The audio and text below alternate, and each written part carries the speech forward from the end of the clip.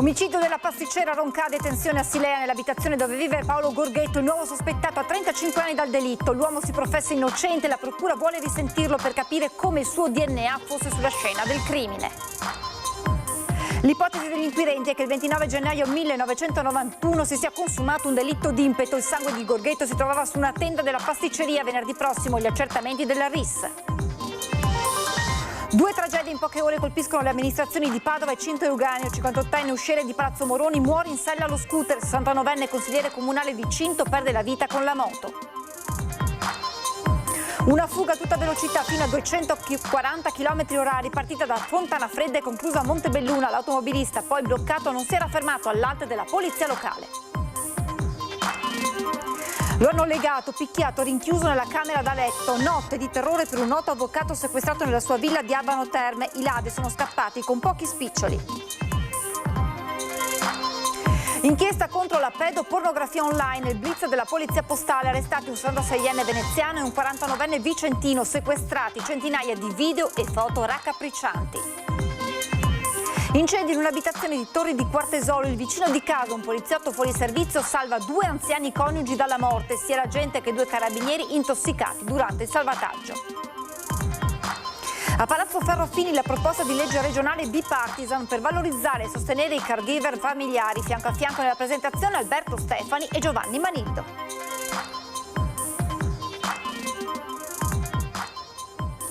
Buonasera e ben ritrovati con l'edizione regionale dei nostri telegiornali che si apre con gli sviluppi sull'indagine 35 anni dopo del delitto della pasticcera di Roncade, Sandra Casagrande. Tensione questa mattina a Silea dove vive Paolo Gorghetto, il nuovo sospettato per l'omicidio. L'uomo però si professa innocente, intanto la procura vuole risentirlo per capire perché il suo DNA si trovasse sulla scena del crimine. Lei ha detto che si difenderà. Sì, Lei si difenderà, signore. voglio cagare. Rientra velocemente in casa respingendo le domande dei cronisti. Paolo Gorghetto, il 57enne originario di San Cipriano di Roncade, iscritto dalla procura nel registro degli indagati per l'omicidio il 29 gennaio del 1991 della pasticcera Sandra Casagrande, accoltellata a morte nel suo negozio. A Cendon di Silea, zona case popolari dove Gorghetto vive, lo stesso figlio non vuole saperne della vicenda che ha improvvisamente travolto il padre. Non ero neanche nato per questo evento qua, ho appena letto sull'articolo del giornale, io che cazzo vuoi che ne sappia? Tensione, arrivano polizia locale e carabinieri, poca voglia di parlare anche tra i vicini che si tengono alla larga da questa storia. È solo ciao, salve e arrivederci.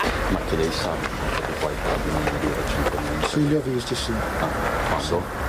Li ho visti qualche settimana fa. Procura e carabinieri d'altro canto ostentano sicurezza. È chiaro che oltre al DNA c'è dell'altro. Il 57enne sarà a breve risentito dai magistrati, di fronte ai quali 2 settimane fa ha deciso di avvalersi della facoltà di non rispondere nominando un proprio legale, l'avvocata trevigiana Fabiana Ceschin.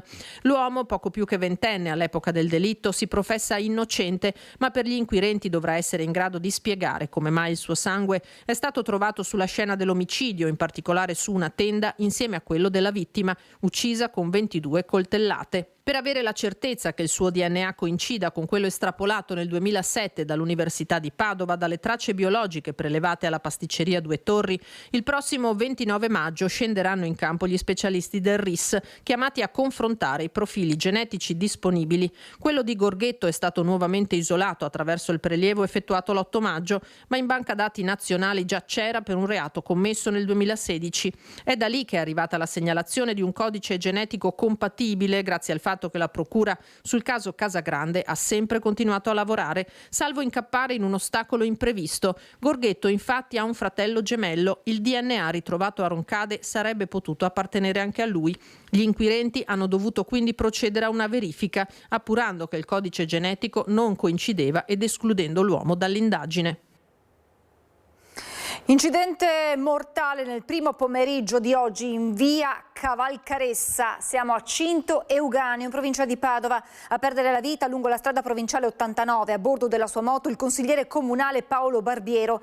Il 69enne, secondo una prima ricostruzione, si sarebbe scontrato frontalmente con un camioncino. Barbiero sarebbe morto sul colpo, lievemente ferito anche il conducente del mezzo medicato sul posto. Sul luogo del sinistro sono prontamente intervenuti gli agenti della Polizia Locale di Este per tutti i rilievi del caso e per ricostruire l'esatta dinamica del tragico schianto. In via Cavalcaressa è stato atterrato l'elicottero del SUEM, ma purtroppo per il 69enne non c'era più nulla da fare. Barbiero era molto conosciuto in zona anche per essere stato un noto produttore di olio dei Colli Euganei. Con la famiglia gestiva infatti un frantoio a Valnogaredo. E tragedia, restiamo nel Padovano. Poco dopo le 11 in via Facciolati, andiamo a Padova per l'esattezza, nello scontro tra un'auto e uno scooter ha avuto la peggio un uomo di 58 anni, morto poco dopo l'arrivo in ospedale. Da poco più di un anno lavorava nel gabinetto del sindaco Giordani. Ho sentito la moto che accelerava e poi niente, ho sentito un colpo di frenata e un botto, qualcosa di devastante, ha tremato perfino la vetrina. Sono le 11.30 in via Facciolati a Padova. Alessandro Mazzarolo è a bordo del suo scooter, arriva dal centro città diretto verso via Piovese. Dal lato opposto arriva quest'auto condotta da un anziano, 85 anni, residente nel Piovese, sta andando al supermercato proveniente da Volta Barozzo, sta svoltando verso sinistra. L'impatto è violentissimo, un botto tremendo. Ho sentito il botto perché io abito qua vicino e quindi sono scesa a vedere cosa era successo. La gravità della situazione è chiara. I sanitari del 118 tentano l'impossibile, ma per Alessandro Mazzarolo non c'è nulla da fare. L'uomo muore poco dopo l'arrivo in ospedale. 58 anni, originario di San Daniele del Friuli, da circa 2 anni lavorava in comune a Padova come usciere del gabinetto del sindaco. La notizia fa subito il giro della città. Tutti sono sconvolti e addolorati. Era in ferie in questo venerdì.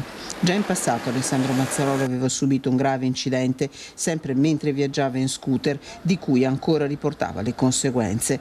Via Facciolati, una strada di collegamento fondamentale per Padova, va in tilt nell'ora di punta del traffico che viene regolato dagli agenti della polizia locale che conducono le indagini sull'incidente. I cittadini non hanno dubbi. È tanto trafficata, le macchine sono sempre in colonna. Il problema sono le moto, gli scooter, perché per passare avanti superano di continuo e è un attimo, insomma, ci vorrebbe un po' più di prudenza. Anche là ci sono i fiori di un altro successo anni fa, più avanti al semaforo ne era successo un altro, è una strada pericolosa, sì, e specialmente qua perché tanta gente rischia di andare sotto. Proprio anche nelle strisce pedonali non si fermano. Durante i rilievi il casco resta sull'asfalto, così come un guanto da motociclista, una vita spezzata in un battito di ciglia, così come raccontano questi fiori appesi al semaforo. Una fuga a tutta velocità fino a 240 km/h, partita da Fontana Fredda e conclusasi a Montebelluna nel Trevigiano. L'uomo non si era fermato all'alta della polizia locale. Follia ad alta velocità tra il Friuli e il Veneto, dove una Mercedes AMG da 300 cavalli ha seminato il panico nelle scorse ore. Tutto è iniziato nel centro di Fontana Fredda. Il conducente ha ignorato l'alta della polizia locale, sfrecciando tra pedoni e automobilisti terrorizzati. È scattato così un inseguimento da brividi proseguito in autostrada, dove il pirata ha toccato la folle velocità di oltre 240 km/h. Manovre shock che hanno costretto gli agenti a interrompere il contatto visivo per non causare stragi, attivando subito un piano d'emergenza interforze. Grazie alla sinergia tra la polizia locale, il centro operativo autostrade, i carabinieri di Sacile e il via libera della procura di Pordenone, le indagini hanno subito una svolta rapidissima. La vettura è stata infine localizzata a Montebelluna nel Trevigiano, dove il fuggitivo è stato identificato e assicurato alla giustizia. A commentare l'assessore Feltrin, che ricorda come il nuovo pacchetto sicurezza punisca severamente chi fugge all'ALT, prevedendo anche la confisca del mezzo. Infine, il sindaco Michele Pegolo ha applaudito l'equilibrio degli agenti capaci di bloccare una condotta criminale senza causare feriti o danni a terze persone. L'hanno legato, picchiato e rinchiuso nella sua camera da letto. Notte di terrore per un noto avvocato sequestrato nella sua villa di Abano Terme. I ladri sono scappati poi con pochi spiccioli. Una notte da incubo per Gian Giuseppe Bai, noto avvocato di Padova di 61 anni, che nella notte tra martedì e mercoledì è stato legato e picchiato nella sua casa di via Savioli ad Abano Terme. Due malviventi con il volto coperto sono entrati da una finestra lasciata aperta e lo hanno immobilizzato con delle fascette da elettricista, l'hanno picchiato violentemente e l'hanno rinchiuso nella camera da letto prima di fuggire con il suo cellulare, il portafogli e un centinaio di euro. Secondo la ricostruzione dei carabinieri, il duo, che ha agito poco prima della mezzanotte, ha messo completamente a soqquadro l'intera villa alla ricerca di denaro e oggetti di valore che non hanno però trovato. Ad attenderli all'esterno anche altri due complici. Dopo aver malmenato l'avvocato e averlo legato nella stanza da letto, i quattro si sono dati alla fuga. Nonostante le difficoltà, Bai è riuscito a liberarsi e a chiamare le forze dell'ordine. Sul posto anche i sanitari del SUEM per prestare soccorso. Via Savioli non è però nuova ad episodi del genere, come ci raccontano i residenti della zona. Anche io ne ho subito uno 6 mesi fa o 8 mesi fa, non mi ricordo. E cosa ti hanno portato via? Hanno portato via la cassaforte da camera mia, svariate cose, ma a me mi hanno proprio sfondato tutto quanto, la finestra dalla cucina, hanno sfondato il cancelletto questo qua, sono entrati, hanno sfondato quella finestra là. E tutto quanto. L'anno scorso è successo in questa casa qua davanti e anche in quella, l'anno scorso 2 anni fa. Sì. Penso che bisogna stare tranquilli perché bisogna assolutamente avere delle accortezze, però non si può fare niente. Immagino che anche loro avessero l'allarme, quindi la sicurezza non ce l'abbiamo al 100%. I carabinieri sono ora al lavoro per risalire all'identità della banda. Al vaglio degli investigatori anche le immagini delle telecamere di videosorveglianza per cercare qualsiasi elemento utile ad identificare i responsabili. Abbiamo quadriplicato negli ultimi 8 anni la videosorveglianza del territorio, infatti abbiamo delle telecamere di accesso in tutti i punti della città e credo che queste immagini potranno aiutare i carabinieri e forze di polizia forse a fare chiarezza anche sulle esatte dinamiche dell'accaduto. E a mio avviso andrebbe anche rafforzato quella certezza della pena dove quando le persone che sono sorprese a delinquere vengono prese dovrebbero stare in carcere. Centinaia di video con contenuti pedopornografici con bambini anche in tenerissima età. La polizia postale ha arrestato un 66enne residente nel Veneziano e un 49enne del Vicentino. Un pensionato, un operaio e un insegnante di danza sono finiti nel mirino della polizia postale che ha arrestato un veneziano di 66 anni residente in centro storico ai domiciliari e un vicentino di 49 residente in provincia di Vicenza nell'ambito dell'operazione Luce contro le tenebre che ha smascherato una rete pedopornografica. Indagato un bresciano. Una indagine che è durata mesi, che ha impegnato i ragazzi della prima squadra del centro di Venezia e della sezione operativa di Vicenza e di Verona, impegnati per parecchi mesi. Questi mesi sono stati utilizzati per risalire alle tracce digitali di questi 3 soggetti che albergavano in ambienti appunto comunità di pedopornografi dedite allo scambio di materiale pedopornografico. 2 di questi 3 soggetti ovviamente una volta perquisiti sono stati trovati un numero ingente, 500 file circa per ogni soggetto, di file pedopornografici di minori anche impegnati in atti sessuali di tenerissima età. L'attività investigativa del COSCA ha permesso di individuare i responsabili appartenenti ai diversi contesti sociali e professionali attraverso circuiti telematici dedicati allo scambio illecito di contenuti legati allo sfruttamento sessuale minorile, prendendo avvio dal monitoraggio della rete e dall'analisi delle tracce digitali lasciate dagli utenti durante la navigazione e le attività di condivisione online. Questo attraverso ovviamente anche la cooperazione internazionale che ha condiviso delle informazioni relative alle connessioni. Noi siamo particolarmente abili, diciamo così, a risalire dalle connessioni ai soggetti. Durante le perquisizioni, 2 degli indagati sono stati arrestati in flagranza di reato. Una di queste 2 stava, nel momento in cui è stata eseguita la perquisizione, appunto ancora scaricando il materiale, con altri soggetti oggetti presenti in rete. La persona residente a Brescia invece al momento della perquisizione non era in possesso di materiale illecito ed è stato denunciato. Sequestrati inoltre numerosi dispositivi informatici, computer, smartphone, supporti di archiviazione digitale e account telematici con centinaia di immagini e video pedopornografici. Sarà sottoposto ad approfondite analisi forensi da parte degli specialisti della Polizia Postale al fine di verificare eventuali collegamenti con altre persone coinvolte e identificare possibili reti di condivisione più ampie, sia sul territorio nazionale che in ambito internazionale. A Torri di Quartesolo adesso, con un'abitazione invasa dal fumo, una coppia di anziani intossicata dal monossido. Interviene il vicino di casa, un poliziotto eroe che, visto il fumo, si lancia l'allarme e li mette in salvo. Stamattina alle 7 sono stato avvertito dalle urla e anche dei passanti e quindi mi sono subito adoperato, ho preso subito una scala e sono andato a raggiungere i due anziani sul balcone per cercare di metterli in salvo. E tra l'altro l'anziano era rimasto all'interno, quindi molto probabilmente sarebbe morto all'interno perché appunto tutti i fumi dei vapori del fumo che venivano da sotto. La prontezza dei riflessi dell'assistente capo della prefettura di Padova ha permesso di salvare la vita ai coniugi Bortolaso, due ottantenni immobilizzati nella propria abitazione invasa dal fumo per un incendio scoppiato nel garage verso le 7.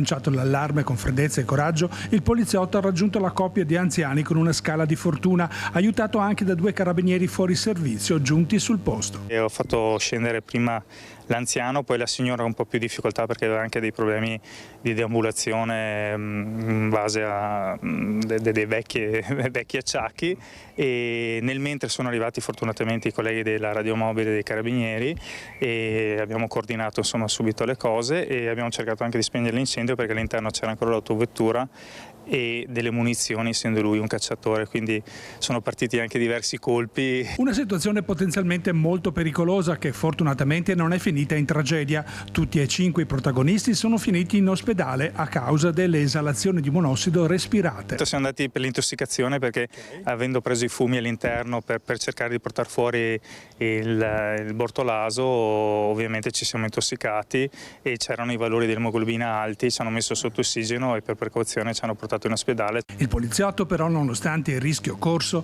al nostro microfono rifiuta con modestia l'appellativo di eroe. Hai salvato la vita? Diciamo che abbiamo fatto il dovere, giusto, insomma, niente di più, niente di meno. Anche se qualcuno lo dice, parla già di eroe, le dice... No, assolutamente. Credo che l'avrebbe fatto chiunque, insomma, certo. Con un minimo di spirito di iniziativa. Maggioranza e opposizioni unite oggi in Regione per la storica firma bipartisan del progetto di legge a tutela del ruolo dei caregiver familiari in Veneto.